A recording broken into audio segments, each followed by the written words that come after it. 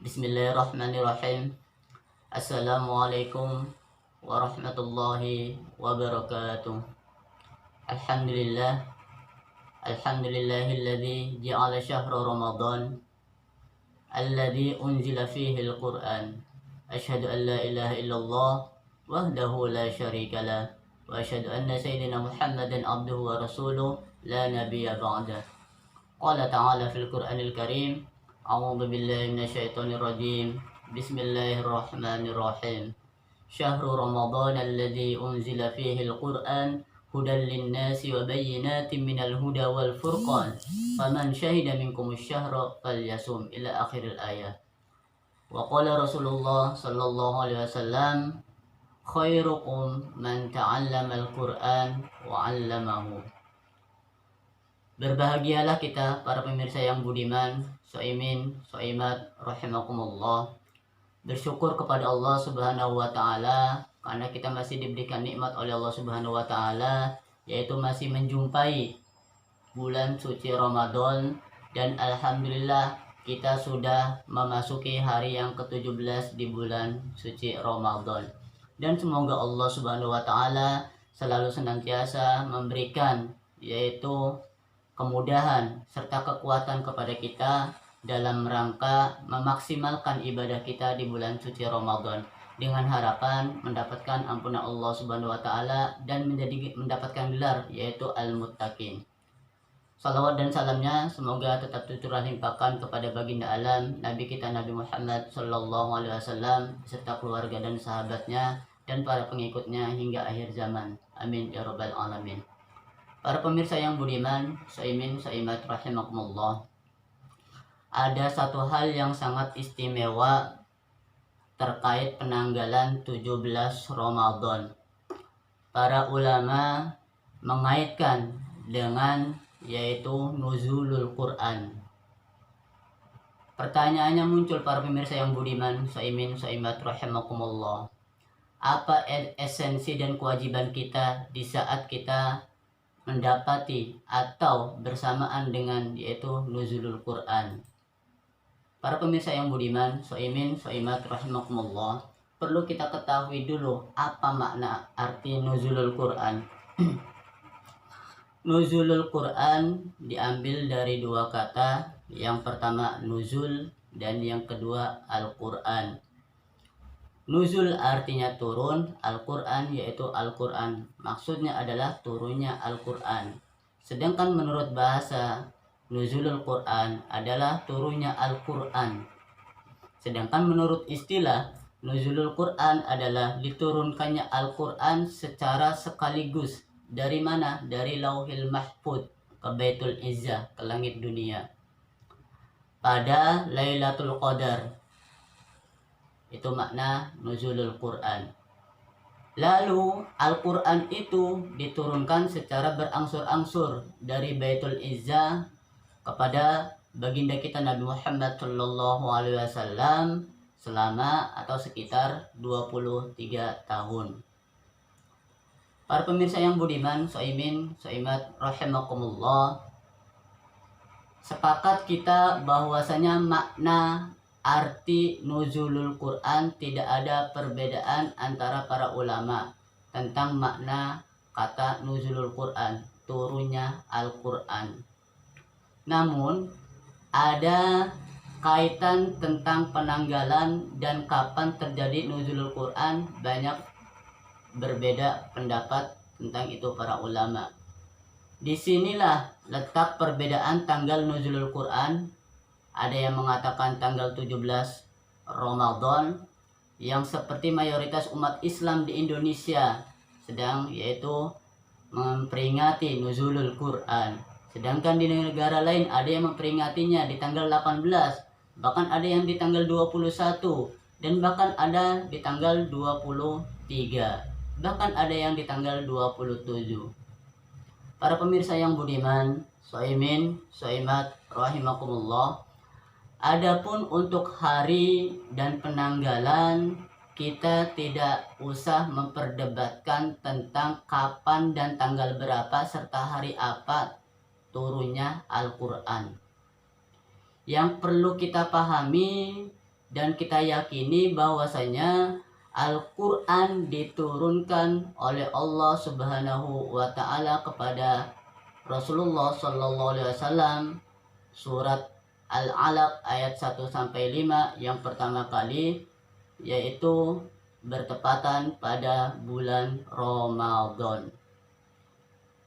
Sehingga dengan apa yang Allah turunkan kepada Nabi kita Nabi Muhammad Sallallahu Alaihi Wasallam, maka patut kita yaitu syukuri dan patut kita imani dan kita mengamalkan apa yang ada terkandung di dalam Al-Quran. Para pemirsa yang budiman, soimin, soimat, rahimakumullah. Kemudian apa saja di antara kewajiban seorang mukmin, seorang muslim di saat menjumpai, yaitu bertepatan dengan nuzulul Quran, diturunkannya Al-Quran. Karena di sini ada di antara beberapa orang yang tidak peduli tentang yaitu cara untuk memuliakan Al-Quran di saat terjadinya nuzulul Quran. Maka di saat juga di antara beberapa manusia masa bodoh dan tidak mau tahu. Toh nyatanya mereka tidak pernah membaca yang namanya Al-Quran. Sebagai seorang muslim, sebagai seorang mukmin yang kafah, maka sepatutnya lah kita harus mempunyai di antara kewajiban-kewajiban terhadap Al-Quran. Apa saja di antaranya? Yang pertama, mengimani Al-Quran, bahwa Al-Quran adalah firman Allah. Al-Quran bukan makhluk. Al-Quran adalah kalamullah. Sebagaimana ayat surat Al-Baqarah yang kita sebutkan tadi. Syahrul Ramadan alladzi unzila fihi al-Quran hudan lin-nasi wa bayyinatin minal huda wal furqan. Yaitu Al-Quran diturunkannya untuk menjadi petunjuk bagi kita, semua umat manusia. Tanpa mengimaninya, manusia tidak mungkin menjadikannya sebagai pegangan hidup. Di saat kita berpegang teguh kepada Al-Quran, mengimaninya tentang masalah Al-Quran, isi yang ada di dalam Al-Quran, insya Allah kita akan selamat dunia dan akhirat. Siapa di antara yang tidak mengimani tentang isi Al-Quran, maka di saat itu juga mereka akan tersesat. Karena sebagaimana firman Allah Subhanahu wa Ta'ala, "Walladzina yu'minuna bima unzila ilaika wa ma unzila min qablik wa bil akhirati hum yuqinun." Dan mereka beriman kepada Al-Quran yang telah diturunkan kepadamu dan kitab-kitab yang telah diturunkan sebelummu, serta mereka yakin akan adanya kehidupan akhirat. Para pemirsa yang budiman, soimin, soimat, rahimakumullah. Jadi sebagai seorang muslim yang kafah, maka sepatutnya lah di saat kita mengetahui dan serta memperingati nuzulul Quran, maka kewajiban kita pada intinya ini di antara yang pertama yaitu mengimani Al-Quran. Yakin Al-Quran itu firman Allah dan diturunkan kepada Nabi kita Nabi Muhammad Sallallahu Alaihi Wasallam. Kemudian yang kedua yang harus kita lakukan untuk mengimani serta memperingati dan menjadikan Al-Quran ini sebagai apa? Yaitu bacaan. Jadi yang pertama yang harus kita lakukan membaca Al-Quran atau tilawah Al-Quran. Al-Quran adalah kalamullah, yang membacanya bernilai pahala. Para sahabat biasanya menghatamkan Al-Quran sekali dalam sebulan. Ada yang menghatamkan sekali dalam sebulan, ada yang menghatamkan 2 kali dalam sebulan. Dan banyak khatam yang lebih cepat daripada itu. Di dalam firman Allah Subhanahu wa Ta'ala, warattilil Qur'ana tartila, dan bacalah Al-Quran dengan perlahan-lahan. Jangan terlalu cepat ketika kita membaca Al-Quran. Karena di dalam hadis Nabi lain dikatakan bahwasanya Iqra'ul Qur'an fa innahu ya'ti yaumal qiyamah syafi'an li ashabi. Bacalah Al-Quran. Kita diperintahkan untuk membaca Al-Quran karena Al-Quran itu akan memberikan syafaat, pertolongan pada hari kiamat. Di saat semua manusia sibuk dengan urusannya masing-masing. Yauma yafirrul mar'u min akhi wa ummihi wa abi wa sahibatihi wa bani. Pada saat itu bapak sibuk dengan urusannya masing-masing, ibu sibuk dengan urusannya, anak juga sibuk dengan urusannya, saudara, tetangga, apalagi. Karena pada hari itu semua sibuk dengan urusannya masing-masing. Apa di antaranya akan memberikan syafaat pertolongan, yaitu Al-Quran.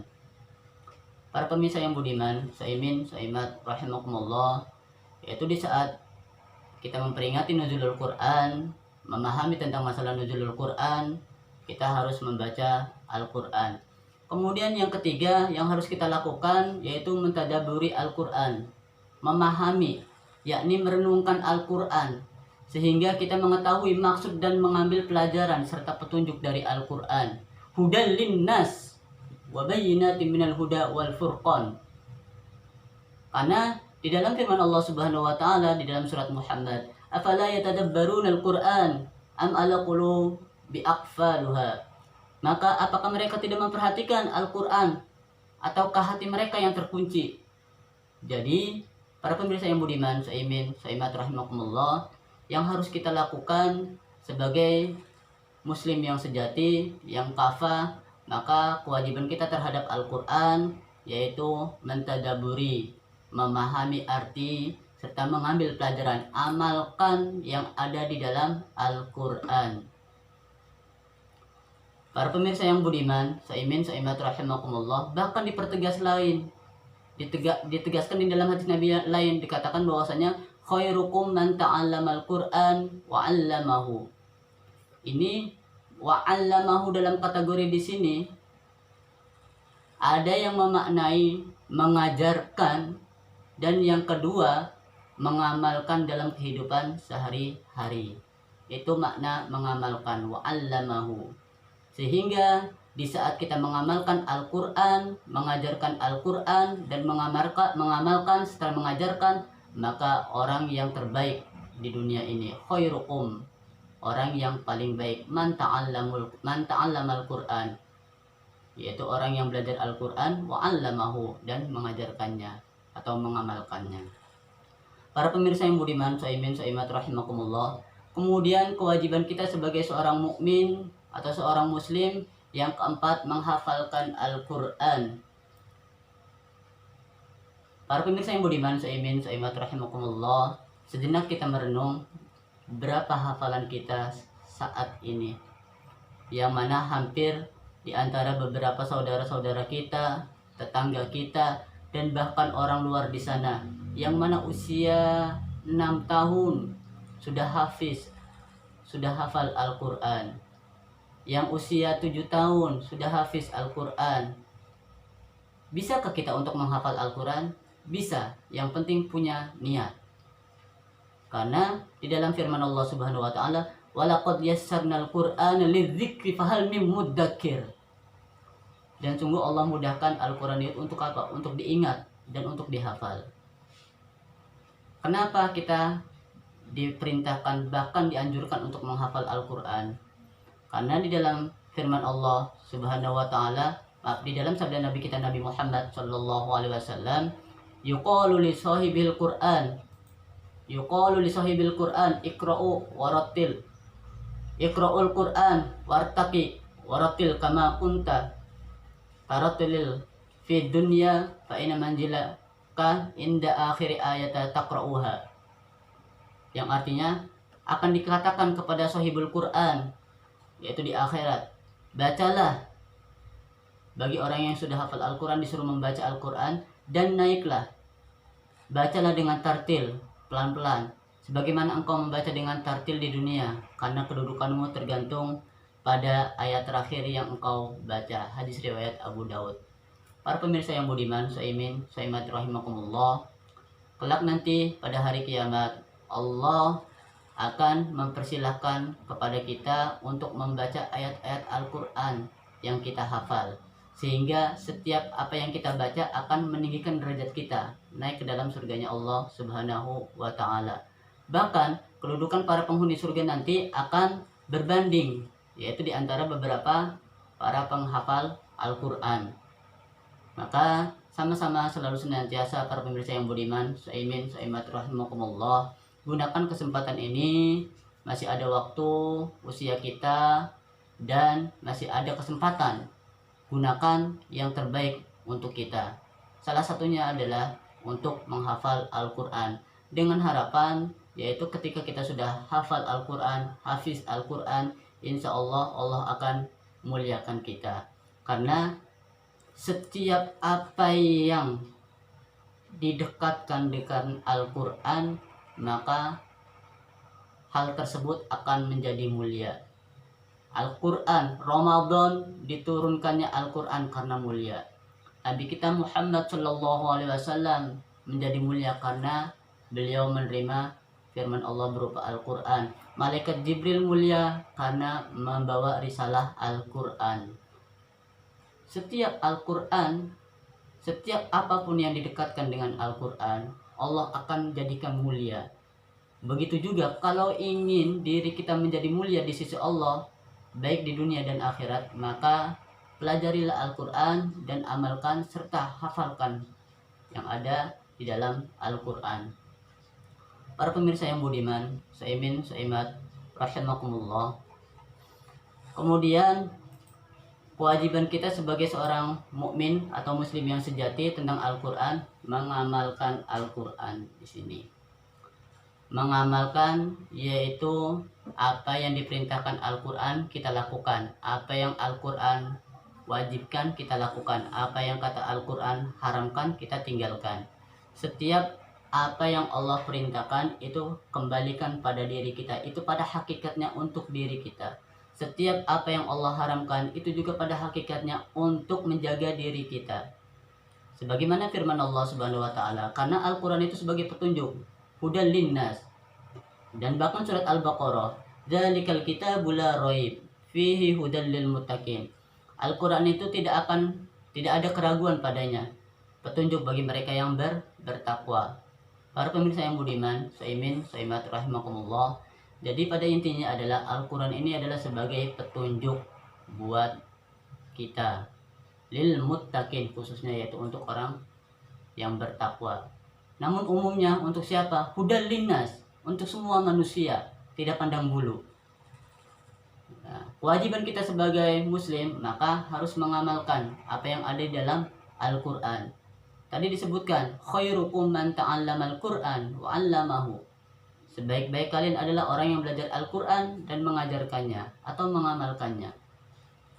Para pemirsa yang budiman, saimin, saimat rahimakumullah. Kemudian yang keenam, mendakwahkan dan mengajarkannya. Perlu kita ketahui, para pemirsa yang budiman, saimin, saimat rahimakumullah, berdakwah tidak mesti harus baik. Kalau berdakwah kita menunggu baik, maka tidak ada satu manusia yang bisa berdakwah. Dan berdakwah bukan tugasnya hanya seorang kiai, ulama, ustadz. Semua manusia mempunyai kewajiban untuk berdakwah. Wa tawassaw bil haq wa tawassaw bis sabr.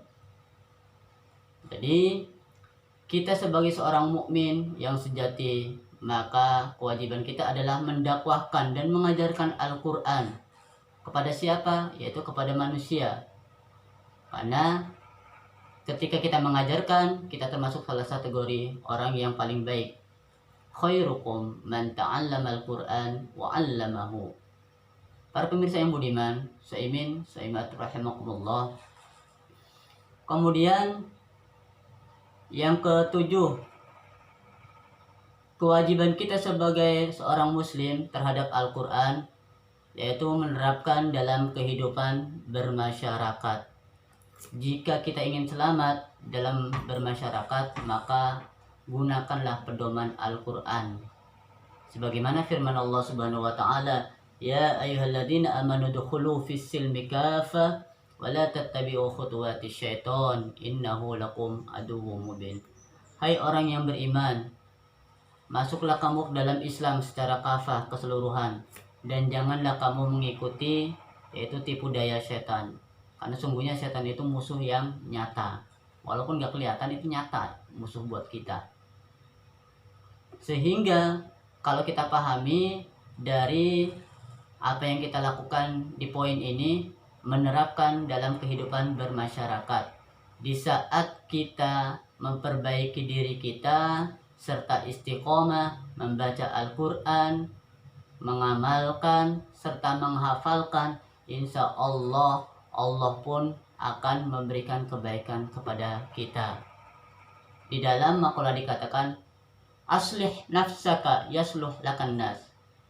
Perbaikilah dirimu, niscaya manusia akan berbuat baik kepadamu. Jadi setiap kalau ada orang yang memperbaiki dirinya, insya Allah Allah akan berbuat baik kepadanya. Begitu juga di saat kita tidak berbuat baik kepada diri kita, maka orang lain pun tidak akan berbuat baik kepada kita. Maka sebelum kita memperbaiki di antara beberapa yaitu kesalahan-kesalahan kita, maka selalu senantiasa yaitu memohon ampun kepada Allah Subhanahu wa taala serta merubah sikap dan jadikan diri kita sebagai di antara beberapa orang-orang yang selalu senantiasa beristighfar memohon ampun kepada Allah Subhanahu wa taala. Seketika itu pula perbaiki sikap-sikap kita serta bermasyarakatlah kepada keluarga kita dengan cara apa? Dengan bil ma'ruf, yaitu dengan cara yang baik. Dan insya Allah di saat kita bermasyarakat dengan tetangga kita, saudara kita, keluarga kita dengan baik, insya Allah mereka pun akan berbuat baik kepada kita. Kuncinya adalah perbaiki diri kita. Aslih nafsaka yaslih lakan nas. Perbaiki dirimu, niscaya orang lain akan berbuat baik kepadamu. Para pemirsa yang budiman, Soimin, Soimat, rahimakumullah, mungkin hanya ini di antara beberapa pemaparan tentang kewajiban kita yang harus kita lakukan terhadap Al-Quran. Semoga Allah Subhanahu wa taala selalu senantiasa memberikan kemudahan kepada kita untuk selalu senantiasa diri kita mengimani, mengajarkan, mempelajarinya serta menjadikan pedoman hidup buat kehidupan kita sehari-hari, bahkan menghafalkannya. Insya Allah semua manusia pasti bisa untuk menghafal Al-Quran. Begitu juga Al-Fakir. Insya Allah di saat ketika ada waktu, gunakan kesempatan untuk membaca Al-Quran, mentadaburi Al-Quran, mengamalkan serta menghafal. Insya Allah semua akan kita raih dengan niat lillahi ta'ala. Wallahu a'lam bishawab. Hadanallahu wa iyyakum ajmain. Assalamualaikum warahmatullahi wabarakatuh.